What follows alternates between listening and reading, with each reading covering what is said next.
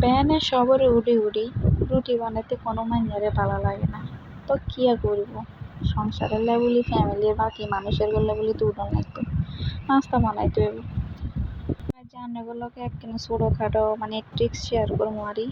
ইকে পরোটা দিয়ে আপনারা দুজনে খেতে নারবেন একদম সহজে, মাত্র 5 মিনিটে আপনারা এই পরোটা বানালে নারবেন। তো এনে প্রথমে 2 কাপ পরিমাণ আটা নিছি, দিয়ে এনে নুন দিছি, নুন দিয়ে একটু পানি দিলাম, পানি দিতে আস্তে আস্তে এটারে কষলালাম, কষলাতে একটা নরম আটা তৈরি করবো।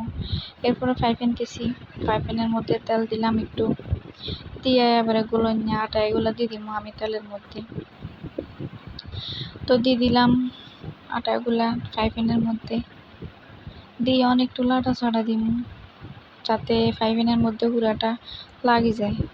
ইগে বড় সড়ো পরোটা হয় আরে, যাতে ইগে পরোটা দুজনে খাইতে পারে। তো দিলাম লাড়ি চাড়ি। তো আর লাড়াচাড়া শেষ হলে আমি এবারে এটারে উল্টাই দিমু, এফিট করে উল্টাই দিমু। হ্যাঁ, নিচে ফিট হয়েছে, এবারে উঁচের ফিট হইব, ইচ্ছে করে উল্টা দিমু বেশ কয়েকবার।